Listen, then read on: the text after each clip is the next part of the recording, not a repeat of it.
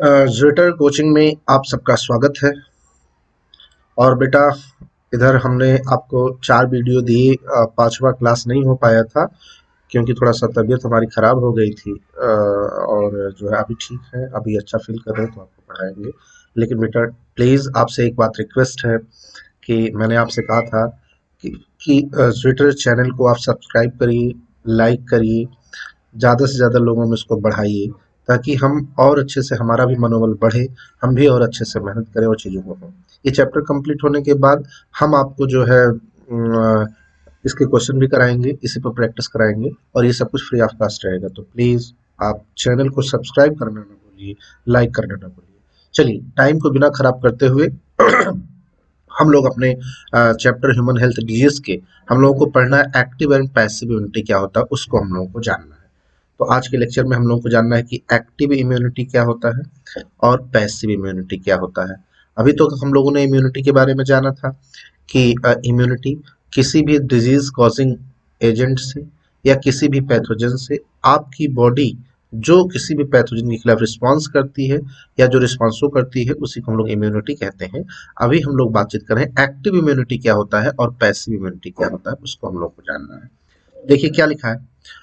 When a host is exposed to antigen, अगर कोई host किसी एंटीजन के से किसी होस्ट का किसी एंटीजन से सामना होता है तो which may be in the form of, वो किस फॉर्म में हो सकता है उसकी बात किया है। डेड माइक्रोब्स के फॉर्म में हो सकता है कोई भी एंटीजन, यानी जो आपकी बॉडी में बाहर से आ रहा है, या वो कोई प्रोटीन हो सकती है, या लिखा है वो कोई हो सकता है लिविंग हो, या हो सकता है कोई डेड हो, या हो सकता है कोई प्रोटीन हो जो आपकी बॉडी में बाहर से आ रहा है, या आपकी बॉडी में बाहर से अंदर वो आ रहा है, उसकी बात कर रहा है। Antibody are produced in the, बोलो कहाँ, होस्ट बॉडी। आपके शरीर में जो बनती है उसको हम लोग, आपकी शरीर में जो प्रोटीन बन रही है उसको हम लोग क्या कहते हैं, एंटीबॉडी कहते हैं। क्या कहते हैं बोलो, एंटीबॉडी। इतना तो समझ गया। बाहर से जो आने वाला है वो पैथोजन हो सकता है, वो एंटीजन हो सकता है, या उसे ऐसा कोई फॉरेन एजेंट हो सकता है, या कोई भी लिविंग माइक्रोब्स हो सकता है, कोई डेड हो सकता है, या कोई भी प्रोटीन आपकी बॉडी में आता है। तो आपकी बॉडी में का जो कुछ भी है उसके अलावा कुछ भी बाहर से आता है तो आपकी बॉडी उसके अगेंस्ट, जो बाहर से आता है उसके अगेंस्ट एंटीबॉडी प्रोड्यूस करती है। और कहा आपके अंदर, तो जो बाहर से आएगा वो तो आपके लिए क्या हो जाएगा, पैरासाइट। आप उसके लिए क्या हो जाओगे, होस्ट। वही का तो किसकी बॉडी में एंटीबॉडी बनेगा, होस्ट की बॉडी में। और कहा गया this type of immunity is called, बोलो क्या, एक्टिव इम्यूनिटी। यानी बाहर से किसी भी एंटीजन का किसी बॉडी में आना और उस बॉडी के अंदर उस एंटीजन के खिलाफ जो बॉडी है वो जो एंटीबॉडी बनाती है उसी को हम लोग क्या कहते हैं, बोलो एक्टिव इम्यूनिटी कहते हैं। क्या कहते हैं बोलो, एक्टिव इम्यूनिटी। वो कहा गया है कि वो जो बाहर से एंटीजन आ रहा हो सकता है वो लिविंग हो, या हो सकता है वो कोई डेड माइक्रोब्स हो आपकी बॉडी में चला जाए, या हो सकता है कोई प्रोटीन हो जो बाहर से आपकी बॉडी में आ रहा है, उसके खिलाफ क्या कर रहा है आपकी बॉडी, उसके खिलाफ एक्शन ले रही है, और उसके खिलाफ जो आपकी बॉडी में एंटीबॉडी बन रही है उसी को आपने क्या कहा, बोलो इस प्रोसेस क्या कहा, एक्टिव इम्यूनिटी। लिखा है एक्टिव इम्यूनिटी इज स्लो, ये आपका अच्छा क्वेश्चन बनेगा, and take time to give its full effective response. ये पूरा का पूरा लाइन इंपॉर्टेंट है और आपसे पूछा जाता है क्योंकि जनरली क्वेश्चन गलत हो जाया करते हैं इस प्रकार के किसी भी तरीके से। तो देखिए क्या लिखा है। लिखा एक्टिव इम्यूनिटी जो होती है उसका जो रिस्पॉन्स होता है स्लो होता है, एंड टेक टाइम, टाइम लेती है, to give its full effective response, अपना पूरा रिस्पॉन्स देने में। अब इस बात को समझने के लिए ऐसा समझिएगा, जैसे हम आपसे कहें कि आप अपने रूम के अंदर बैठे हुए हैं, आप अपना काम, स्वतः अपना काम आप चला रहे हैं, आपका रूम और आप, हम मानते हैं आप बैठे हुए हैं, तो आप समझिए होस्ट हैं, समझने की बात कर रहे हैं। और बाहर से कोई भी आता है, आप बैठे हुए हैं, बाहर से कोई भी आता है, दरवाजा नॉक करता है, ठीक है, आप जैसे स्थिति में बैठे हैं वैसा आता है, तो क्या ऐसा नहीं होता है कि भाई आ जाओ, ठीक है, ऐसा बोलते हैं ना। अब वो किस टाइप का है, तो उसके लिए पूरी तरीके से आपको रिस्पॉन्स देने में थोड़ा टाइम लगता है। क्यों? क्योंकि आपकी बॉडी स्वतः अपने एक प्रोसेस में चल रही थी, कोई एंटीजन आया और आपकी बॉडी को उसके खिलाफ रिस्पॉन्स शो करना है, तो आपकी बॉडी का जो पहला रिस्पॉन्स होता है उसके लिए क्या होता है बोलो, स्लो रिस्पॉन्स होता है। यानी एक्टिव इम्यूनिटी का जो रिस्पॉन्स होता है स्लो। स्लो का कहने का सेंस ये है, कमजोर से नहीं है। स्लो कहने का सेंस कि आपकी बॉडी में कोई एंटीजन आया, आपकी बॉडी उसके खिलाफ जो लड़ रही है वो स्लो है, ना ना ना ना। आपकी बॉडी में कोई एंटीजन आया तो आपकी बॉडी ने उसके खिलाफ एक्शन लेने में वो धीरे धीरे एक्शन लेती है, एकाएक एक्शन नहीं लेती है, बहुत तेजी से नहीं लेती है, तो उसकी बात किया गया है, स्लो रिस्पॉन्स है। स्लो रिस्पॉन्स का मतलब कतई ये नहीं कमजोर समझना कि आपकी बॉडी कमजोर पड़ रही है उस एंटीजन के खिलाफ। स्लो कहने का मतलब है कि टाइम ले रही है आपकी बॉडी उस एंटीजन की। कोई बॉडी आपकी बॉडी के अंदर आया, आपकी बॉडी ने उसके लिए रिस्पॉन्स करना है, तो अब बहुत इफेक्टिवली, बहुत तेजी से रिस्पॉन्स नहीं, बहुत जल्दी में रिस्पॉन्स नहीं, उसके लिए क्या लेती है, टाइम लेती है, टेकन टाइम। यहां इसको ध्यान रखिए, जो स्लो है वो टाइम के रिस्पेक्ट में है, कि कोई एंटीजन आया तो आपकी बॉडी उसके लिए रिस्पॉन्स देने के लिए जो टाइम लगाती है, जो टाइम लेती है, उसके लिए कहा गया है। वो रिस्पॉन्स कैसा होता है बोलो, स्लो रिस्पॉन्स होता है। लिखा है and take time to give its full effective response. इसको देखिएगा, लिखा है इंजेक्टिंग द माइक्रोब्स डिलिबरेटली, बहुत ध्यान से क्या लिखा, डिलिबरेटली ड्यूरिंग इम्यूनाइजेशन। इम्यूनाइजेशन के दौरान कहा गया जो माइक्रोब्स आपकी बॉडी में एंटर किया जाता है वो चाहे जानबूझ, डिलिबरेटली का मतलब चाहे जानबूझ करके, और इन्फेक्शियस ऑर्गेनिज्म यानी passage into body during natural infection induced active immunity. आपकी बॉडी में कोई भी माइक्रोब्स, चाहे इम्यूनेशन के दौरान आपकी बॉडी में किसी भी माइक्रोब को इंजेक्ट किया जा रहा है, वो चाहे जानबूझ करके या कहा गया वो नेचुरल इन्फेक्शन आपकी बॉडी में हो जाए, तो जो आपकी बॉडी उसके खिलाफ, चाहे जानबूझ करके आपकी बॉडी में हम कोई माइक्रोब छोड़ रहे हैं, तो आपकी बॉडी जो रिस्पॉन्स शो करती है या रिस्पॉन्स करने में जो टाइम लेती है, या नेचुरल कोई इन्फेक्शन हो जाए, किसी माइक्रोब्स का आपकी बॉडी में इन्फेक्शन हो जाए, उसके लिए जो आपकी बॉडी रिस्पॉन्स शो करती है, कहा गया उसको कहा गया इंड्यूस। वो किसको बढ़ाती है, कौन सी इम्यूनिटी को बढ़ाती है, कहा गया एक्टिव इम्यूनिटी को बढ़ाती है। भैया बहुत ध्यान से कहा गया इंजेक्ट किया जाए कोई माइक्रोब्स, चाहे वो जानबूझ करके या आपकी बॉडी में कोई नेचुरल इन्फेक्शन हो जाए, स्वतः किसी का इन्फेक्शन आपकी बॉडी में हो जाए, किसी माइक्रोब्स का इन्फेक्शन आपकी बॉडी में हो जाए, तो वो किसको इंड्यूस करता है, कहा गया वो एक्टिव इम्यूनिटी को इंड्यूस करता है। क्यों, तो कहा तो गया यही ना कि आपकी बॉडी में कोई भी एंटीजन जो बाहर से आता है उसके लिए जो आपकी बॉडी रिस्पॉन्स शो करेगी, कौन सा रिस्पॉन्स, एक्टिव। अब उस रिस्पॉन्स शो करने के लिए वो टाइम लेती है, तो इसी नाते कहा गया उसको हम लोग क्या कहते हैं, स्लो। क्या कहते हैं, एक्टिव इम्यूनिटी इज स्लो, और किस respect, take time to give its full effective response. तो उसके रिस्पेक्ट में बातचीत किया गया है, तो इसको ध्यान रखिएगा। कहा गया है आपकी बॉडी में कोई माइक्रोब्स जाता है, उसके थ्रू कोई जो आपकी बॉडी रिस्पॉन्स शो करती है, या कोई नेचुरल इन्फेक्शन होता है उसके थ्रू जो आपकी बॉडी रिस्पॉन्स करती है, तो किसको बढ़ाता है, नेचुरल इन्फेक्शन या जानबूझ करके आपकी किसी की बॉडी में, आपकी बॉडी में कोई माइक्रोब से इंड्यूस किया जाता है, तो आप बताओगे वो एक्टिव इम्यूनिटी को इंड्यूस करता है, एक्टिव इम्यूनिटी को बढ़ाता है। आगे देखिएगा व्हेन रेडीमेड, भैया यहां से और इंपॉर्टेंट बात है, आपको स्टार बना के कहते हैं, एनसीईआरटी की लाइन टू लाइन है, आप सोचिए, करिए, कहिए, कुछ भी आप समझते रहिए, लेकिन भैया जहां इंपॉर्टेंट उस बात को हम बता दें। When a readymade antibody are directly give to protect the body against, बोलो क्या, फॉरेन एजेंट इज कॉल्ड, बोलो क्या, पैसिव इम्यूनिटी। कहा गया है आपकी बॉडी में अगर कोई पैथोजन या कोई माइक्रोब्स, किसी भी माइक्रोब्स का आपकी बॉडी में इन्फेक्शन होता है, और उस माइक्रोब से लड़ने के लिए आपको बाहर से एंटीबॉडी दिया जाता है, बनी बनाई एंटीबॉडी दी जाती है आपकी बॉडी को, तो ऐसे रिस्पॉन्स को क्या कहते हैं, कहा गया है हम लोग पैसिव इम्यूनिटी कहते हैं। क्या कहते हैं बोलो, पैसिव। एक सुनिए, दो बातें बहुत ध्यान से, आपकी बॉडी में किसी माइक्रोब्स का इन्फेक्शन हुआ, आपकी बॉडी ने जो स्वतः रिस्पॉन्स शो किया उस माइक्रोब्स के लिए, उस पैथोजन के लिए, क्या कहलाएगा, एक्टिव इम्यूनिटी, स्लो होता है।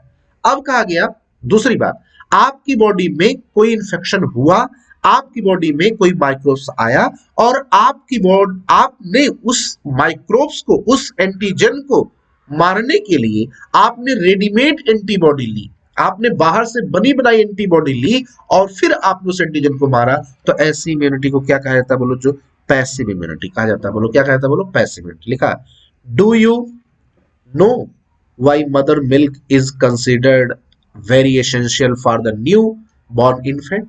कहा गया है मदर के मिल्क को, जो छोटे बच्चे होते हैं, जो शिशु हैं, न्यू बॉर्न इन्फेंट है, जो अभी भी पैदा हुए हैं, ऐसे बच्चे को मदर का मिल्क माना जाता है, बहुत ज्यादा जरूरी होता है। क्यों? तो बताया भी है आगे क्यों। लिखिए, देखिए लिखा है, इंपॉर्टेंट बात यहां से और है। लिखा द येलोइस फ्लूइड कोलेस्ट्रम। भैया इंपॉर्टेंट निशान लगा लीजिएगा। मिल्क क्या है? कोलेस्ट्रम। कहां पाया जाता है? मिल्क में। किस कलर का? येलोइस। आपने कभी कभी सुना होगा रेडियो पर प्रचार भी आता है, माँ का पहला पीला गाढ़ा दूध, जिसको हम लोग क्या बोलते हैं? कोलेस्ट्रम बोलते हैं। सिक्रेटेड बाई, कहां से? मदर ड्यूरिंग कब? In initial days of lactation has abundant antibody. उसमें कौन सी प्रोटीन होती है? आईजीए। अब आपसे पूछा जाएगा मदर मिल्क, जो माँ का पीला गाढ़ा दूध होता है जिसको कोलेस्ट्रम बोलते हैं, उसमें कौन सी एंटीबॉडी होती है? आईजीए। क्या करती है? To protect the infant. शिशु को क्या करती है? प्रोटेक्ट करती है। तो सबसे पहली बात, माँ का पीला गाढ़ा दूध, जिसको हम लोग क्या बोलते हैं? कोलेस्ट्रम बोलते हैं, वो पीना आवश्यक क्यों है बच्चे के लिए? बताया जाता है क्योंकि उसमें एंटीबॉडी नाम की प्रोटीन होती है। वो कौन सी एंटीबॉडी होती है? आईजीए। हम लोग सब जान चुके हैं कितनी एंटीबॉडी होती है। अब पूछा गया है मदर के जो पीला गाढ़ा दूध होता है छोटे बच्चों के लिए क्यों आवश्यक होता है? क्योंकि उसमें क्या होता है? एंटीबॉडी। और कौन सी एंटीबॉडी होती है उसमें? आईजीए, जो बच्चे को क्या करती है? प्रोटेक्ट करती है। आगे लिखा है the foetus also receive some antibody. कहा गया कुछ बच्चों रिसीव करते हैं कुछ अलग से एंटीबॉडी। कहां से? मदर से ही रिसीव करते हैं। फ्रॉम देयर मदर, अपनी मां से। थ्रू बोलो किसके थ्रू? प्लेसेंटा। आपसे पूछ सकता है ड्यूरिंग बोलो का? प्रेगनेंसी के दौरान। यहां भी हम बता दें प्रेगनेंसी के दौरान जो बच्चा होता है अपनी मां से कुछ और भी टाइप की प्रोटीन लेता है, और वो किसके थ्रू आता है? प्लेसेंटा के थ्रू आता है। किसके थ्रू? प्लेसेंटा के थ्रू आता है। और आपसे पूछा जाता है वो कौन सा होता है, तो आप कहते हो आई जी जी होता है। कौन होता है? बोलो I G G. These are some example of the passive immunity. ये सब किसके लिए? कौन सी, किसको बता रहे हैं? पैसिव इम्यूनिटी को बता रहे हैं। क्यों? क्योंकि बच्चे में नहीं बना, वो माँ के, देखिए दो टाइप के, एक मदर मिल्क में जो कोलेस्ट्रॉल है उसमें है एंटीबॉडी, कौन? आईजीए। तो मदर मिल्क से बच्चा पा रहा है, यानी बच्चे की बॉडी में बन नहीं रहा, बच्चा मदर मिल्क से पा रहा है। तो कोलेस्ट्रॉल में जो एंटीबॉडी होती कौन सी होती है? क्वेश्चन पूछ सकते, कहोगे आईजीए। कहां से मिलता है? मदर मिल्क से मिलता है। किससे? कोलेस्ट्रॉल से। कहा गया मदर के प्लेसेंटा से प्रेगनेंसी के दौरान जो बच्चा एंटीबॉडी पाता है कौन सा होता है? आईजीजी होता है। कौन सा होता है? बोलो आईजीजी होता है। अब पूछा जाएगा ये जो आईजीए मिला मदर के कोलेस्ट्रॉल से, जो आईजीजी मिला मदर के प्लेसेंटा से ड्यूरिंग प्रेगनेंसी के दौरान बच्चों में, वो जो एंटीबॉडी मिली, ये किसका एग्जाम्पल है? तो आप कहोगे पैसिव इम्यूनिटी का एग्जाम्पल। किसका एग्जाम्पल? बोलो पैसिव। क्यों? ये रेडीमेड ही तो है बच्चे के लिए, रेडीमेड है, मां से बन के जा रहा है बच्चे में, तो बच्चे के ब्याह पे क्या हो जाएगा? रेडीमेड हो जाएगा। और थोड़ा जुकाम तबीयत खराब थी, मैंने आपसे पहले बताया था। तो अभी हम लोग एक्टिव और पैसिव इम्यूनिटी पढ़े। दो बातें फिर से भैया, बहुत ध्यान सुनिएगा। एक्टिव इम्यूनिटी कहा गया कि अगर कोई एंटीजन बाहर से आता है और आपकी बॉडी जो उसके खिलाफ एक्शन लेती है, जो उसके खिलाफ रिस्पॉन्स देती है, वो कौन सा होता है? एक्टिव इम्यूनिटी कहलाती है। जो आपकी बॉडी में एंटीबॉडी बनता है उस एंटीजन के लिए, क्या कहलाता है? एक्टिव। पूछा है जो एक्टिव इम्यूनिटी होती है इसका रिस्पॉन्स ज्यादा तेज होता है या स्लो होता है?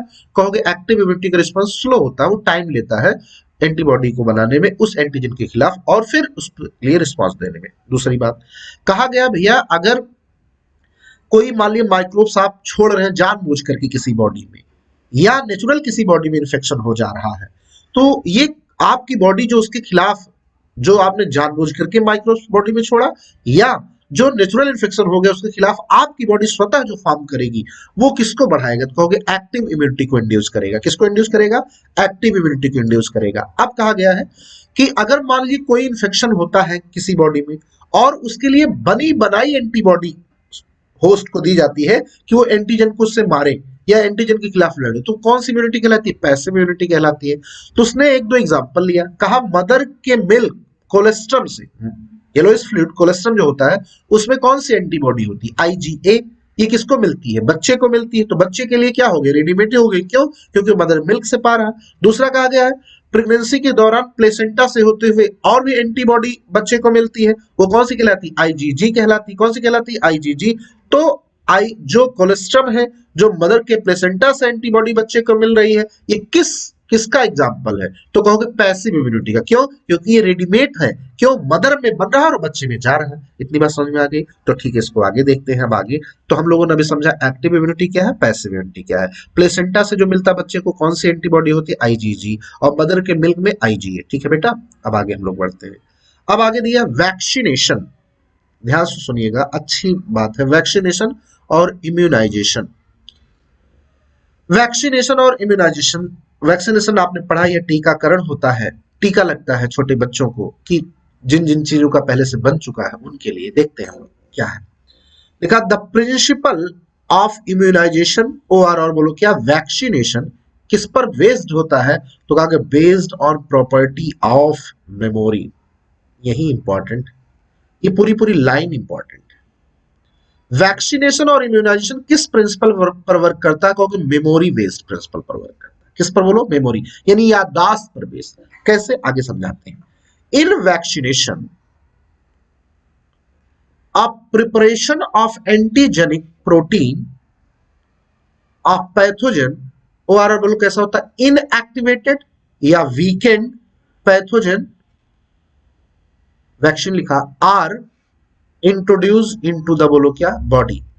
The antibody produce in the body, antibody बनती है in the against these antigen would क्या करता है? Neutralise the pathogenic agent during, बोलो क्या? Actual infection. बहुत ध्यान से सुनिए। कहा गया है वैक्सीनेशन जो टीका का सिद्धांत होता है, ये जो है मेमोरी पर बेस्ड होता है। कहा गया इसमें क्या होता है कि जिसके नाते कोई बीमारी होती है उसका हम लोग वीक उस माइक्रोब्स का हम लोग इनएक्टिव फॉर्म या वीक फॉर्म बॉडी में इंट्रोड्यूस कर देते हैं। अब आपको पहले से पता है कि अगर कोई भी बाहर से आपकी बॉडी में जाएगा एंटीजन, तो आपकी बॉडी उसके खिलाफ क्या करेगी? एंटीबॉडी बनाएगी। अब मान लो जो हमने वैक्सीन के थ्रू जो भी आपकी बॉडी में माइक्रोब्स को एंटर किया या जो भी पैथोजन का वैक्सीन एंटर किया, अब क्या होगा? आपकी बॉडी उसके खिलाफ क्या बनाएगी? एंटीबॉडी बनाएगी। लेकिन अब क्या होगा? आपकी बॉडी देखेगी कि जो एंटीजन आया हो बहुत वीक है, बहुत कमजोर है। आपकी एंटीबॉडी ने उससे क्या कर दिया? परास्त कर दिया। लेकिन एक बात आपकी बॉडी में ये सेव हो गई कि इस प्रकार का अगर दोबारा कोई भी एंटीजन आएगा तो उसके खिलाफ आपकी बॉडी बहुत तेजी से, बहुत तत्काल क्या बनाएगी? बोलो, एंटीबॉडी तैयार कर लेगी। तो इसी नाते इसी पर बेस्ड है वैक्सीनेशन, यानी टीकाकरण का सिद्धांत। इसे मेमोरी बेस्ड कहा जाता है। फिर से सुनिएगा बहुत ध्यान से। कहा गया है कि मान लीजिए आप पहले सब आपको पता है कि अगर कोई एंटीजन जाएगा तो आपकी बॉडी उसके खिलाफ एंटीबॉडी बनाएगी। ठीक, अब मान लीजिए कोई माइक्रोब्स का हम वैक्सीन तैयार करके आपकी बॉडी को देते हैं, लेकिन वो वीक फॉर्म देते हैं उसका, या कमजोर फॉर्म देते हैं, या इनएक्टिव फॉर्म देते हैं। हमने आपकी बॉडी को दिया तो आपकी बॉडी का जो फॉर्म आपकी बॉडी में गया उसके खिलाफ आपकी बॉडी ने क्या बनाया? एंटीबॉडी। लेकिन हमने तो पहले से वीक दिया तो आपकी बॉडी कोई घाटा हुआ नहीं, लेकिन एंटीबॉडी बनी आपकी बॉडी में। अब आपकी बॉडी में क्षमता डेवलप हो गई कि इस प्रकार का कोई भी माइक्रोब्स अब आपकी बॉडी में आएगा तो आपकी बॉडी उसके खिलाफ तत्काल एंटीबॉडी बना लेगी और उसको क्या करेगी? न्यूट्रलाइज कर देगी। तो जो एंटीजन आपने वैक्सीन के थ्रू दिया था, जो माइक्रोब्स आपने दिया था, उसका याददाश्त आपकी बॉडी में सेव हो जाता है। अब अगर उस प्रकार से कोई उसी प्रकार का कोई एंटीजन आपकी बॉडी में आएगा तो आपकी बॉडी बहुत तेजी से एंटीबॉडी फॉर्म करेगी। तो उसी की बात की गई है, मेमोरी बन जाती है। आपने तो दिया कौन सा फॉर्म? वीक, लेकिन अब बॉडी को याद है कि अगर ऐसा कोई आएगा तो हमें उसके खिलाफ एक्शन लेना है। इसी को हम लोग कहते हैं, बोलो क्या? जरा मुझे बताना। इसी को हम लोग कहते हैं वैक्सीनेशन। अब इसको ध्यान से सुनना। Neutralise during actual infection. अब एक्चुअल में इन्फेक्शन होगा तो आपकी बॉडी उसके खिलाफ क्या करे? आपने तो जो माइक्रोब्स दिया वो वीक, कमजोर या इनएक्टिव फॉर्म दिया, आपकी बॉडी ने एंटीबॉडी बनाया, लेकिन आपकी बॉडी को क्या हो गया? उसकी मेमोरी बन गई उस माइक्रोब्स के लिए, उस जो आपने वैक्सीन के थ्रू दिया उसके लिए आपकी बॉडी मेमोरी बन गई। अब मान लीजिए कभी फ्यूचर में उसी प्रकार का कोई माइक्रोब्स आपकी बॉडी में जाएगा तो आपकी बॉडी में क्या बना है, मेमोरी बनी है, तो आपकी बॉडी उसके खिलाफ बहुत तेजी से एंटीबॉडी बना लेगी और उसको क्या करेगी, परास्त कर देगी, हरा देगी। ये है वैक्सीनेशन का प्रिंसिपल। इसी नाते कहा था मेमोरी वेस्ट होता है। तो क्वेश्चन याद रखिएगा, वैक्सीनेशन और इम्यूनाइजेशन किस पर बेस्ड था, मेमोरी पर। देखिए आगे लिखा, the vaccine also generated memory, भैया अंडरलाइन के लिए, vaccine also generate memory generate कर, B and T cell that recognise the, बोलो क्या, pathogen quickly on subsequent exposure and overwhelm the invaders with a massive production of, बोलो क्या, antibody. कहा गया हमारी बॉडी की जो बी सेल और टी सेल है, एक्चुअल में तो फोटो सेव करने की ताकत बी सेल तो एंटीबॉडी बनाती ही बनाती है, टी सेल के पास ये क्षमता होती है कि वो उसको पहचान लेता है या उसके अंदर मेमोरी बन जाती है। कहा गया अब तेजी से पैथोजन के खिलाफ आपकी बॉडी क्या करेगी, एक्शन लेगी, और जो भी एंटीबॉडी बहुत तेजी से बनाएगी, और जो भी पैथोजन आपकी बॉडी में आया है उसके खिलाफ क्या करेगी, एक्शन ले लेगी। If a person is infected with some deadly microbes to which quick immune response to required as in, बोलो क्या, टिटनेस। कहा गया है कभी कभी ऐसा होता है कि पर्सन को कोई इन्फेक्शन हुआ, उसके लिए तेजी से बॉडी की तुरंत जरूरत होती है कि आपकी बॉडी को तुरंत रिस्पांस चाहिए होता है, इंतजार नहीं कर सकती उसमें एंटीबॉडी बनेगा क्या। जैसे टिटनेस के केस में लिखा, we need to directly inject the, बोलो क्या, प्री फॉर्म्ड एंटीबॉडी। उस समय हमको रेडीमेड एंटीबॉडी देनी पड़ती है, किस केस में, टिटनेस के केस में। ओआर और द एंटीटॉक्सिन्स देना पड़ता है, लिखा वो किससे बनता है, a preparation containing antibody to the, बोलो कहां से, टॉक्सिन से बनता है वो। तो इवन इन केस ऑफ, बोलो क्या, स्नेक बाइट, सांप के काटने पर, the injection which gives to the patient contain pre form antibody against the, बोलो क्या, स्नेक वेनम। जहर जो स्नेक सांप ने काटा है उसके खिलाफ आपको, उस जहर के खिलाफ आपको पहले से बनी बनाई एंटीबॉडी या एंटीटॉक्सिन देना पड़ेगा। This type of immunisation is all to, बोलो क्या, पैसिव इम्यूनेशन। आपने जो रेडीमेड की बात कर दिया तो बोलो क्या होगा, पैसिव। अब सुनिएगा, वैक्सीनेशन क्या, टीकाकरण का सिद्धांत, उसमें टीका लगाना, उसका मतलब यह है कि आपको वीकेंड फॉर्म में या इनएक्टिव फॉर्म में आपको माइक्रोब्स दिया जाएगा इंजेक्शन के थ्रू, आपकी बॉडी उसके खिलाफ एंटीबॉडी बनाएगी, और अब आपकी बॉडी में बी सेल और टी सेल के पास में ये क्षमता होती है कि वो, उसको ये याद बनी रहती है कि इस प्रकार का माइक्रोब्स हमारी बॉडी में आया था, कभी भी भविष्य में उस प्रकार का कोई माइक्रोब्स बॉडी में आएगा उसके खिलाफ आपकी बॉडी एक्शन लेगी और तेजी से अपने नंबर को, एंटीबॉडी को बनाएगी ताकि उसके खिलाफ एक्शन ले सके। उसकी बात किया गया, तो इसको हम लोग क्या कहते हैं, वैक्सीनेशन कहते हैं। कहा गया, लेकिन एक बात वही और दिखा, यहां से ध्यान दीजिएगा, कहा गया है अगर कोई किसी पर्सन को कोई ऐसा इन्फेक्शन हो जाए जिसमें ये लगे कि हमें तत्काल में बहुत तेजी से जरूरत है उसके खिलाफ एक्शन लिया जाए, नहीं तो दिक्कत हो जाएगी बॉडी में, तो कहा गया जैसे टिटनेस के केस में या सांप काट ले उस केस में, तो कहा गया है कि उस केस में क्या करते हैं, प्री फॉर्म एंटीबॉडी देते हैं, पहले से, यानी रेडीमेड एंटीबॉडी देते हैं। ये किसको सपोर्ट करता है, पैसिव इम्यूनाइजेशन को। तो भैया टिटनेस का और सांप काटने का वैक्सीन नहीं बना है तो उसको हम लोग रेडीमेड तुरंत देते हैं, तो उसके खिलाफ जो स्नेक वेनम के खिलाफ, यानी सांप जब काटता है सांप के जहर के खिलाफ और टिटनेस के खिलाफ, तो इसको आपको ध्यान देना होगा कि ये टिटनेस का जो इंजेक्शन लगता है और जो स्नेक बाइट के खिलाफ जो एंटीबॉडी देना पड़ता है या एंटीटॉक्सिन देना पड़ता है, वो आपसे पूछा जाएगा, वो किसको सपोर्ट करता है, क्योंकि पैसिव इम्यूनिटी को सपोर्ट करता है। किसको सपोर्ट करता है, बोलो, पैसिव इम्यूनिटी। कभी कभी ऐसी आवश्यकता होती है कि आपकी बॉडी को प्री फॉर्म्ड एंटीबॉडी देना पड़ता है, किस केस में, टिटनेस के केस में और स्नेक बाइट के केस में। इसको ध्यान रखिएगा, इसमें आप, ऐसा नहीं होता कि पहले से वैक्सीन दे दी जाती, इसमें किसी ऐसी घटना होने के बाद, टिटनेस वाली बात हो जाए या सांप काटने वाली बात हो जाए, तो उसको तत्काल उसी समय दिया जाता है, ना कि इसका पहले से कोई टीका बना होता है। इसका कोई पहले से टीका नहीं बना होता है, इसको आप ध्यान रखिएगा। तो पूछा टिटनेस और स्नेक बाइट, इसमें क्या होता है, आपकी बॉडी उसके खिलाफ एंटीबॉडी बनाने का वेट करते हैं या उसको प्री फॉर्म्ड एंटीबॉडी दिया जाता है। कहोगे प्री फॉर्म्ड एंटीबॉडी, और जब प्री फॉर्म्ड एंटीबॉडी दिया जाता है, रेडीमेड एंटीबॉडी दिया जाता है, वो किसको सपोर्ट करता है, पैसिव इम्यूनिटी को। इसको ध्यान रखिएगा, ठीक है ना। चलिए आगे हम लोग चलते हैं बेटा। अब आगे दिया गया, देखिए क्या बहुत इंपॉर्टेंट बात, यहाँ से कई बार सीबीएसई क्वेश्चन बना चुका है, प्लीज बेटा आपको ध्यान रखना है। अगर आप हमारे जहां हम स्टार बना रहे उसको ध्यान रखोगे तो आपको हमेशा क्वेश्चन सही होगा। लिखा है recombinant DNA technology has allowed the production of antigenic क्या पॉलीपेप्टाइड ऑफ बोलो क्या पैथोजन इन बोलो बैक्टीरिया और ईस्ट। बैक्टीरिया और ईस्ट से रिकॉम्बिनेंट डीएनए टेक्नोलॉजी के थ्रू बताया गया है बनाई जाती चीजें क्या वैक्सीन प्रोड्यूस की जाती है। Using this approach allow large scale production and hence generated availability for बोलो क्या इम्यूनाइजेशन। लिखा है greater hence greater availability of sorry भैया फिर से देख ले hence greater availability for immunisation.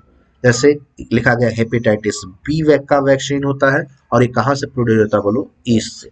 कहा गया है हम लोग बड़े पैमाने पर रिकॉम्बिनेंट डीएनए टेक्नोलॉजी के थ्रू ईस्ट से बैक्टीरिया से वैक्सीन तैयार करते हैं। कहा गया है जैसे आपको बताया गया है अगर हेपेटाइटिस बी की वैक्सीन लगती है, हेपेटाइटिस बी का जो वैक्सीन प्रोड्यूस किया जाता है कहा गया है वो किससे बनता है तो आपको बताना है ईस्ट से बनता है। किससे बनता है ईस्ट। सबसे पहला इंपॉर्टेंट निशान लगाइएगा हेपेटाइटिस जो बी का जो वैक्सीन होता है वो किससे तैयार किया जाता है बोलो ईस्ट से। ऐसे तमाम सारे वैक्सीन तैयार किए जाते हैं बोलो किससे ईस्ट और बैक्टीरिया से। किस प्रोसेस के साथ रिकॉम्बिनेंट डीएनए टेक्नोलॉजी। सबसे पहले आपसे पूछा जाए हेपेटाइटिस बी का वैक्सीन किस टेक्नोलॉजी के थ्रू तैयार किया जाता है कहोगे रिकॉम्बिनेंट डीएनए टेक्नोलॉजी के थ्रू। और हेपेटाइटिस बी का वैक्सीन किससे प्रोड्यूस होता है कहोगे ईस्ट से। ये कमर्शियल लेवल लार्ज स्केल पर बात की जाए। फिर से सुन लीजिए हेपेटाइटिस बी का वैक्सीन किससे तैयार करें ईस्ट से। कौन से टेक्नोलॉजी के थ्रू होगा डीएनए रिकॉम्बिनेंट डीएनए टेक्नोलॉजी के थ्रू। ठीक है बेटा इसको आप ध्यान रखिए। आगे आइए आगे हम लोग चलते हैं एलर्जी। आपने बहुत सुना होगा इंपॉर्टेंट टॉपिक है एलर्जी के बारे में लोग बहुत बातचीत करते हैं यार हमें एलर्जी हो जाती है हमें ये हो जाता है हमें वो हो जाता है। तो आप देखिए एलर्जी क्यों होती है कैसे क्या है। देखिए लिखा है did this happen to you when you have gone to a new place and suddenly you start sneezing मतलब छींकना, wheezing मतलब घरघराहट के साथ सांस, wheezing मतलब घरघराहट के साथ सांस लेना for no explained reason। कहा गया आपने कभी ये सोचा कि आप एक जगह से कभी दूसरी नई जगह पर जाते हो तो वहां जाने पर एकाएक आपको छींक आने लगती है। आपकी सांस जब लेते हो तो उसमें थोड़ा घरघराहट की आवाज आने लगती है। ऐसा क्यों होता है। And when you came away your symptoms disappear। कहा गया और आप वहां से आते हो तो आपका सिम्टम्स क्या हो जाता है डिसअपियर हो जाता है। यानी जो आपको छींक आ रही थी और जो आपकी सांस घरघराहट साथ आ रही थी वो खत्म हो जाता है। एक जगह से कहीं नई जगह पर आप जाते हो आपको वहां छींक आना शुरू हो जाता है तमाम तरीके की प्रॉब्लम होने लगती है उसकी बात किया गया। और कहा गया वहां से आप आते हो तो अपने आप वो प्रॉब्लम सडनली क्या हो जाती है डिसअपियर खत्म हो जाती है। ऐसा क्यों होता है। कहा गया है कि ऐसा क्यों होता है उसका आंसर बताया गया। देखिए some of us are sensitive to some particles in the environment. कुछ लोग ऐसे होते हैं कि इन्वायरमेंट में तमाम तरीके के जो पार्टिकल्स हैं उनके लिए बहुत सेंसिटिव होते हैं। सेंसिटिव कहने का मतलब ये है जितना रिस्पॉन्स करना चाहिए उससे ज्यादा रिस्पॉन्स वो करने लगते हैं। जैसे the above mentioned reaction could be causes the बोलो किसके नाते एलर्जी टू बोलो किसके नाते पॉलन ग्रेन के नाते माइट्स के नाते उन सब के नाते होने लगता है which are different in different places. जो अलग अलग जगहों पर अलग अलग तरीके से के कारण से रीजन से किसी को एलर्जी हो सकती है। कहा गया इन्वायरमेंट में तमाम तरीके के पार्टिकल रहते हैं उसके लिए बहुत सारे लोग बहुत ज्यादा सेंसिटिव होते हैं और उसके नाते उनको वो तमाम तरीके की दिक्कत छींकने की दिक्कत सांस घरघराहट साथ लेने की दिक्कत वो आने लगती है और इसी को कहा गया बोलो एलर्जी। और वो पार्टिकल कौन है कहा गया इन्वायरमेंट पॉलन ग्रेन है माइट्स है डस्ट पार्टिकल है तमाम तरीके के ऐसे हैं जिसके लिए लोगों को एलर्जी होती है वो उसके लिए बहुत ज्यादा सेंसिटिव होते हैं तो उसकी बात की गई है। अब आगे देखिए किसको कहते हैं एलर्जी। लिखा है इंपॉर्टेंट है ध्यान करिएगा बहुत ज्यादा इंपॉर्टेंट है। लिखा था एक्सर्टेड मतलब होता है हाइपर रिस्पॉन्स करना बहुत ज्यादा रिस्पॉन्स करना जितना ज्यादा आपकी बॉडी को रिस्पॉन्स करना उससे बहुत ज्यादा रिस्पॉन्स करना एक्सर्टेड रिस्पॉन्स कहलाता है। Response of the immune system to certain antigens present in the environment is called बोलो क्या एलर्जी। क्या कहा जाता है बोलो एलर्जी। कहा गया कि मान लो 10 पार्टिकल आपकी बॉडी को मतलब अच्छा नहीं लगता है, आपकी बॉडी उसको फेस नहीं कर सकती, उसको बर्दाश्त नहीं कर सकती, तो कहा गया ठीक है, लेकिन बहुत सारे लोग अगर डस्ट पार्टिकल की जहां है वहां चले जाए तो उनको बहुत तरह की प्रॉब्लम है। कहा गया आपकी बॉडी किसी भी इन्वायरमेंट में जो भी तमाम तरीके के ऐसे एजेंट है, जो पॉलन ग्रेन है, माइट्स है, डस्ट पार्टिकल है, उसके लिए जितना रिस्पॉन्स वो करना चाहिए, जो उससे ज्यादा हाइपर एक्टिव आपकी बॉडी हो जाती है, उससे ज्यादा रिस्पॉन्स वो करने लगती है, उसी को हम लोग क्या कहते हैं, बोलो एलर्जी कहते हैं। क्या कहते हैं? एलर्जी। लिखा है the substance to which such an immune response is produced a large produce are called बोलो allergens। देखिए भैया, एक हमने आपको बताया पैथोजन, दूसरा हम आपको बताया एलर्जन। क्या बता रहे? बोलो एलर्जी। जो एलर्जी काज करने वाले लोग हैं, जिसके नाते आपको एलर्जी होती है, वो क्या कहलाते हैं? एलर्जेंस के अंदर substance to which such immune response is produce. उस सब्सटेंस के कारण, जिसके कारण आपकी बॉडी में जो रिस्पॉन्स प्रोड्यूस हो रहा है, जितना रिस्पॉन्स कर रहे हैं, जो बहुत ज्यादा आपकी बॉडी उसके लिए हाइपर एक्टिव हो गई है, उस एजेंट को हम लोग क्या बोलते हैं? एलर्जेंस। यानी जो इन्वायरमेंट में पॉलन ग्रेन है, जो माइट्स है, जो डस्ट पार्टिकल है, ये तमाम तरीके के जो इन्वायरमेंट पाए जाते हैं, हर बॉडी को मतलब सबकी बॉडी उसको एक्सेप्ट नहीं कर पाती है, सबकी बॉडी उनको फेस नहीं कर पाती, उसी को क्या कहते हैं? एलर्जेंस कहते हैं। जिस सब्सटेंस के नाते आपकी बॉडी में जो हाइपर रिस्पॉन्स आपकी बॉडी शो करने लगी है, उसी इम्यून रिस्पॉन्स को हम लोग क्या, उसी इम्यून रिस्पॉन्स को हम लोग क्या कहते हैं? एलर्जन कहते हैं। क्या कहते हैं? बोलो एलर्जन। जिसके नाते एलर्जी काज होती है, उसको क्या बोलते हैं? एलर्जेंस। मैं बार बार बोल रहा हूं, मैं आगे नहीं बढ़ूंगा जब तक आप सुनो। एलर्जेंस क्या? जिसके नाते एलर्जी होती है, जिस पार्टिकल के नाते, वह पार्टिकल जो एनवायरमेंट पाया जाता है और बॉडी में एलर्जी काज करता है, क्या कहता है? एलर्जेंस। आगे देखिए, the antibodies produced to these are IgE. Important है। एलर्जी के केस में कौन सी एंटीबॉडी प्रोड्यूस कहोगे? आईजीई टाइप की एंटीबॉडी। कौन से टाइप की? आज बोले एलर्जी के लिए तो कहोगे आईजीई टाइप एंटीबॉडी। कौन से? बोलो आईजीई टाइप एंटीबॉडी। ध्यान रखिएगा। आगे दिखा, common examples of allergens are, बताया गया है, mites in dust, pollen, animal dander, ये सब क्या है? एलर्जेंस है। क्यों? इन्हीं सब के नाते बॉडी में क्या होती है? एलर्जी होती है, etcetera. Symptoms of allergic reaction including, अब सिम्टम बताया एलर्जी का क्या होता है? स्नीजिंग, छींकना, वाटरी आइज, आंख से पानी आने लगता है, रनिंग नोज, नाक बहने लगती है, एंड डिफिकल्टी इन, बोलो क्या? ब्रीदिंग, सांस लेने में कई बार तकलीफ होने लगती है, तो उसको हम लोग क्या बोलते हैं? ये एलर्जी के सिम्टम्स हैं। Allergy is due to the release of, allergy क्यों किसके नाते होता है? किस केमिकल के नाते? उसकी बात की गई। केमिकल लाइक, भैया यहां से क्या करें, कितना 5 स्टार बना लीजिए। Allergy is due two of the religion, कौन सा इन जो एलर्जेंस है जिनके नाते एलर्जी होती है, और अगर वो आपकी बॉडी में आते हैं तो कौन सा केमिकल सिक्रीट होने लगता है? लिखा गया है हिस्टामाइन एंड बोलो क्या? सेरोटोनिन। और कहां से सिक्रीट होता? बोलो मास्ट सेल से। आज पूछा जाएगा एलर्जी के केस में जो केमिकल सिक्रीट होता है वो कौन सा होता है? हिस्टामाइन होता है। और कौन सा होता है? सेरोटोनिन होता है। भैया इंपॉर्टेंट निशान है, ध्यान करिएगा। हिस्टामाइन और कौन? बोलो सेरोटोनिन होता है, ध्यान करिएगा।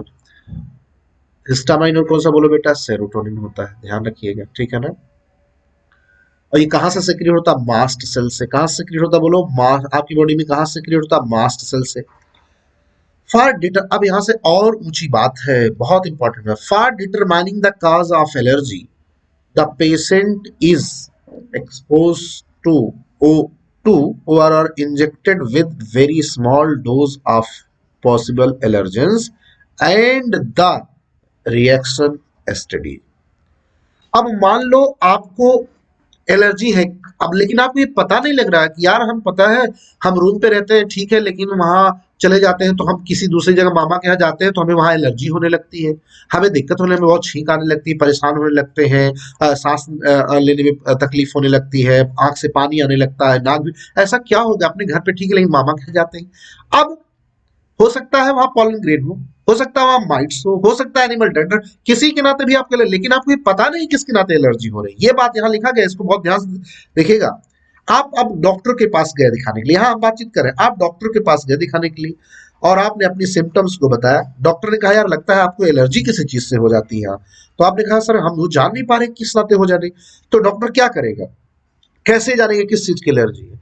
तो कहा गया है कि उसको जो समझ में आएगा कि हो सकता है इस नाते एलर्जी हो, जैसे उसे लगे डस्ट पार्टिकल के लिए है, जैसे लगे पॉलन ग्रेन के लिए है, तो कहा कि उसका स्मॉल डोज, बहुत थोड़ा डोज आपकी बॉडी को डॉक्टर देगा और उससे सिम्टम्स देखा क्या अपीयर हो रहा है। अगर अपीयर कोई सिम्टम्स होता है तो ये पहचानने में वो उसको सफलता मिल जाएगी किसके नाते आपको ये एलर्जी हो रही है। यानी डॉक्टर भी कब पहचान पाएगा कि आपको पर्टिकुलर किस इन्वायरमेंट में किस एजेंट के नाते आपको एलर्जी हो रही है। तो जो भी उसको लगता है नहीं यार इसके नाते एलर्जी हो सकती है इस बच्चे को, तो वैसा कुछ वो उसी का कुछ स्मॉल डोज आपकी बॉडी को देगा, और जब स्मॉल डोज देगा तो आपकी बॉडी उसके लिए क्या करेगी, बोलो भाई, रिस्पॉन्स शो करेगी। तो समझ जाएगा कि देखो इसके लिए, और अगर रिस्पॉन्स नहीं शो किया तो जान जाएगी आपकी बॉडी इसके लिए तो क्या पहले से एडॉप्ट है, कोई दिक्कत नहीं है, तो वो स्मॉल डोज देगा।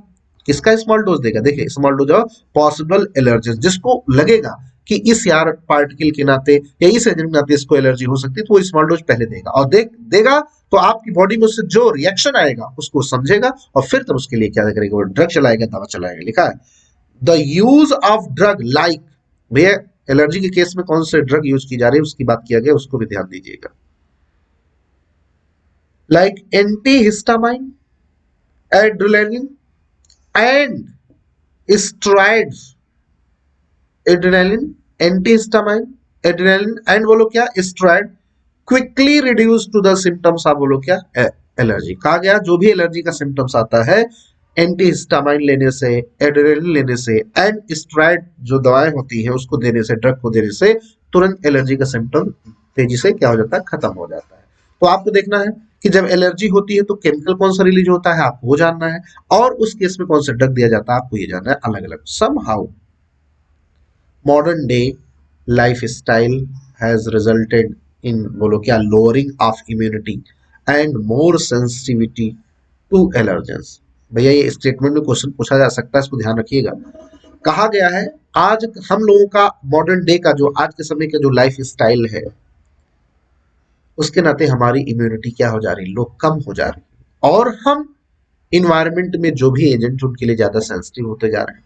अब बताओ हमने कभी धूल से अगर मान लो देखा ही नहीं है डस्ट, और हम उस डस्ट में जाएंगे तो बताओ हमें उसके लिए हमें तो अंदर बीमारियां होना शुरू हो जाएंगी, नहीं हो जाएंगी। लेकिन वो बच्चा जो मिट्टी में ही खेल करके बड़ा हुआ उससे कोई बीमारी होगी, नहीं होगी, वही बात है। और देखिए कहाँ के लिए लिखा गया है, more and more children in metro cities, ध्यान देखिए, of India suffer from allergies and asthma भी बताया गया इसी ड्यू टू बोलो क्या, सेंसिटिविटी ऑफ बोलो क्या, environment. This could because of the protected environment provided early in life।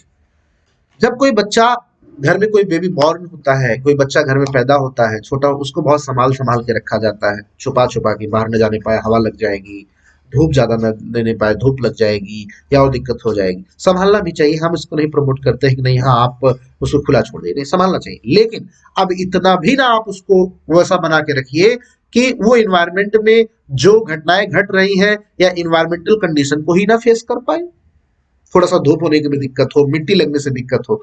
और देखिए ऐसा होता है शहरों में, क्या है, कहाँ धूल मिट्टी कुछ नहीं है, तो उसके लिए बच्चा सेंसिटिव नहीं होता। गांव में बच्चा है वो धूल मिट्टी में ही खेल रहा है, तो उसकी बात की गई है। कहा गया है कि हम लोग आजकल हम लोग की ऐसी लाइफ स्टाइल हो गई है कि जिसके नाते इम्यून सिस्टम लोगों का कमजोर हो गया है, और इन्वायरमेंट में जो भी ऐसे लोग हैं उनके लिए हम लोग ज्यादा सेंसिटिव हो जाते हैं, तो तमाम तरीके की बीमारी या एलर्जी होने लगती है। और अस्थमा के लिए भी बताया गया है कि इन्वायरमेंट में जो एजेंट है उनके लिए सेंसिटिव आपकी बॉडी ज्यादा हो जाती है, तब होता है। और बताया गया है कि एलर्जी होने का और प्रमुख कारण क्या है, कि जो हम लोग अर्ली लाइफ में बहुत ज्यादा प्रोटेक्टेड इन्वायरमेंट में रहते हैं, बहुत ही ज्यादा बचा बचा के चलते हैं उसके नाते। तो भैया यहाँ से किस प्रकार का क्वेश्चन बनेगा, पहला तो आपसे क्वेश्चन ये बनेगा, एलर्जी किसे कहते हैं, कहोगे बॉडी की एक्सर्टेड रिस्पॉन्स, मतलब बहुत तेजी से जो हाइपर रिस्पॉन्स होता है आपकी बॉडी का शो करने का किसी भी एंटीजन के लिए या किसी भी एलर्जेंस के लिए, किसी भी इन्वायरमेंट में जो एजेंट है उनके लिए, किसी भी फॉरेन एजेंट के लिए, उसी को हम लोग क्या कहते हैं, एलर्जी। जरूरत से ज्यादा रिस्पॉन्स शो करना। अब वो कहा गया वो लोग जिसके नाते बॉडी बहुत ज्यादा रिस्पॉन्स करती है उसे क्या कहा गया है, एलर्जेंस कहा गया है। अब कहा गया वो एलर्जी के लिए कौन सा रिस्पॉन्सिबल एंटीबॉडी कहोगे, आईजीई है। अब कहा गया कुछ कॉमन एलर्जेंस जिसके नाते एलर्जी होती है, उसका एग्जांपल बताइए, पॉलन की बात किया गया, एनिमल डेंडर की बात किया गया, माइट इन डस्ट की बात किया गया, किसकी बात किया गया। अब कहा गया है कि एलर्जी अगर हो जाती है तो क्या होता है, छींक आने लगती है, आंख से पानी आने लगता है, नाक बहने लगती है, सांस लेने में प्रॉब्लम होने लगती है। उसके बाद एलर्जी जब होती है तो उस समय कौन सा केमिकल रिलीज होता है, तो कहा गया है हिस्टामाइन और सेरोटोनिन। वो कहाँ से रिलीज होता है, मास्ट सेल से रिलीज होता है। और आपसे कहा गया है कि अगर एलर्जी को डॉक्टर को पता लगाना है तो कैसे पता लगे, कहोगे थोड़ा स्मॉल डोज एलर्जेंस का बॉडी में देगा और फिर बॉडी में क्या रिएक्शन आ रहा है उसको पढ़ेगा और फिर उसके हिसाब से उसको क्या चलाएगा, ड्रग चलाएगा। अब कहा गया वो जो ड्रग जो दवाएं देगा वो क्या होगी, तो एंटीहिस्टामाइन होगी, एड्रेनलिन होगी और स्टेरॉइड दवाएं चलाई जाती है जो एलर्जी के सिम्टम को तेजी के साथ खत्म करती है। एलर्जी होने का कारण क्या है, कहा गया हमारी लाइफ स्टाइल हो सकती है, पहला कारण जो आज मॉडर्न डे लाइफ स्टाइल, पहला। दूसरा, मॉडर्न लाइफ स्टाइल में क्या होता है, इम्यून सिस्टम क्या होता है, लो हो जाता है और आदमी क्या हो जाता है, मोर सेंसिटिव हो जाता है इन्वायरमेंट के लिए में जो एलर्जेंस है उनके लिए। और ज्यादातर कहाँ देखने को, मेट्रो सिटी शहरों में ऐसा देखने को मिलता है कि उन लोगों को ज्यादा एलर्जी होती है। अस्थमा भी एलर्जीज में ही इंक्लूड किया गया है और इसको आपको देखना है। और प्रोटेक्टेड इन्वायरमेंट भी इसका एक बहुत बड़ा कारण है एलर्जी होने का, इसको आप ध्यान रखिए, ठीक है ना। आगे चलिए, आगे आपको दिया गया ऑटो इम्यूनिटी क्या होती है। बहुत भैया इंपॉर्टेंट बात है, ऑटो इम्यूनिटी इंपॉर्टेंट है, ध्यान दीजिएगा। कई बार सीबीएसई में क्वेश्चन पूछ लिया जाता है और बहुत छोटा है और बहुत आसानी से आप इसको समझ जाएंगे। लिखा है मेमोरी बेस्ड एक्वायर्ड इम्यूनिटी। आपको पता है एक्वायर्ड इम्यूनिटी किसे कहते हैं, बोल दो मेरे बेटा किसे कहते हैं। आप जानते हैं एक्वायर्ड इम्यूनिटी हम लोग बोलते हैं जो जन्म के बाद हमारी बॉडी में इम्यूनिटी का डेवलपमेंट होता है। इन्वॉल्व इन बोलो क्या, हायर वर्टिब्रेट बेस्ड ऑन बोलोगा क्या, एबिलिटी टू डिफरेंशिएट बोलो क्या फॉरेन ऑर्गेनिज्म इन या पैथोजन। कहा गया है हमारी बॉडी में जो है हमारी बॉडी के पास जो ये क्षमता होती है कि बाहर से कोई भी एंटीजन आता है और आपकी बॉडी को पहचान लेती है, उसके खिलाफ एक्शन। फार फ्रॉम बोलो क्या, सेल्फ सेल, बॉडी खुद की सेल को और बाहर से कौन आ रहा है उसको सेल को जो डिफरेंशिएट कर ले जाती है। While we still do not understand to basis of this. लिखा है टू कोरोलरीज, कोरोलरीज मतलब होता है उप सिद्धांत, टू कोरोलरीज। आप ध्यान रखिएगा दो उप सिद्धांत की बात किया गया है, कह ये समझ में नहीं आता। पहला क्या, this ability have to be understand. One, पहला क्या, higher vertebrate can distinguish foreign molecules as well as foreign organism. कहा गया बॉडी जो बाहर से अगर बॉडी में कोई आता है तो बॉडी उसको पहचान लेती है। एक तो ये सिद्धांत कहता है, एग्जामिनर समझ में थोड़ा सा नहीं आता कैसे पहचान लेती है। दूसरा क्या गया, most of experimental immunology deal with this aspect. इसी के बेसिस करते हैं कि बाहर से कौन सा एंटीजन आ रहा है उसके खिलाफ आपको एंटीबॉडी बनानी है। दूसरा सिद्धांत, समटाइम ड्यू टू जेनेटिक या डिसऑर्डर हो सकता है, अदर अननोन रीजन हो सकता है जिसके नाते आपकी बॉडी अपनी ही सेल को मारने लगती है। ये दिस रिजल्ट इज बोलो क्या, damage to the body and this called बोलो क्या, ऑटो इम्यून डिजीज। क्या करता है बोलो, ऑटो इम्यून डिजीज। आप ध्यान रखिएगा, कहा गया है कि ऑटो इम्यूनिटी किसे कहते हैं। सबसे पहली बात आप सुने, ऑटो इम्यूनिटी किसे कहते हैं, जब बॉडी अपनी ही सेल को मारने लगे, अपनी ही सेल, बॉडी अपनी ही सेल को डैमेज करने लगे, इसे हम लोग कहते हैं ऑटो इम्यूनिटी डिजीज। इसको हम लोग कहते हैं जब बॉडी खुद की सेल को मारने। अभी तक क्या हो रहा था, बाहर से कोई एंटीजन आता था आपके खिलाफ उसकी बॉडी में एंटीबॉडी बनती थी और उसको मारता था, अभी तक ये होता था। कहा गया नहीं, बॉडी अपनी ही सेल को मारने लगे तो इसे क्या कहता है, ऑटो इम्यूनिटी कहा जाता है। और एक एग्जाम्पल उसका लिया गया बोलो क्या, रूमेटॉइड आर्थराइटिस। भैया अंडरलाइन करिएगा, ऑटो इम्यून डिजीज का एग्जांपल है बोलो क्या, rheumatoid arthritis. Autoimmune disease का एग्जांपल है बोलो क्या, रूमेटॉइड आर्थराइटिस। लिखा which affect many people in our society is an autoimmune disease. Auto rheumatoid arthritis किसमें आती है, ऑटो इम्यूनिटी में आती है, ऑटो इम्यून डिजीज में आती है। इस पैराग्राफ में क्या कहा गया है, कहा गया है कि दो बात इस समझने योग्य है। पहला, दो कोलोरीज दो सिद्धांत, दो कोरोलरीज दो सिद्धांत समझने की बात है, दो उप सिद्धांत कि एक तो बॉडी यार बाहर से कोई भी एंटीजन आता है उसको मारने लगती है। लेकिन एक ऐसा क्या हो जाता है, कोई जेनेटिक या कोई अननोन रीजन, कोई जेनेटिक डिसऑर्डर होता है या कोई अलग से कारण है, इसको पता नहीं, कि अपनी ही सेल को मारने लगती है। एक तो बाहर से कोई आता मारती है, एक ये कैसे सेल्फ और नॉन सेल्फ, कैसे खुद की सेल को बाहर की सेल को समझ जाती है, बाहर की पैथोजन की बाहर का को समझ जाती है और उसके खिलाफ एक्शन लेती है, एक ये बात, और दूसरी कि बॉडी अपनी ही सेल को मारना शुरू करती है, ये बात, उसकी बात किया गया। ये समझने योग्य बात है, ये समझ पाना मुश्किल, इसकी बात कहा गया। अब अगर बॉडी अपनी ही सेल को डैमेज करने लगे तो हम लोग कहते हैं ऑटो इम्यून डिजीज कहते हैं, और उसका एग्जांपल क्या होगा बोलो, रोमेटॉइड आर्थराइटिस उसका एग्जांपल होता है। ऑटो इम्यून डिजीज का एग्जांपल क्या है, रोमेटॉइड आर्थराइटिस, इसको ध्यान रखिएगा। तो बेटा आज यहीं तक रहेगा, अगले लेक्चर में हम immune system in the body की बात करेंगे, जो इम्यून सिस्टम आपकी बॉडी में उसके बारे में बात करेंगे। यहाँ तक हम लोगों ने कर लिया है। प्लीज बेटा चैनल को सब्सक्राइब करिएगा, लाइक करिएगा, अपना ध्यान रखिएगा, अपने सराउंडिंग का ध्यान रखिएगा, खुश रहिएगा, खुशहाल रहिएगा, मस्त रहिएगा, ठीक है ना। ऑल द बेस्ट बेटा।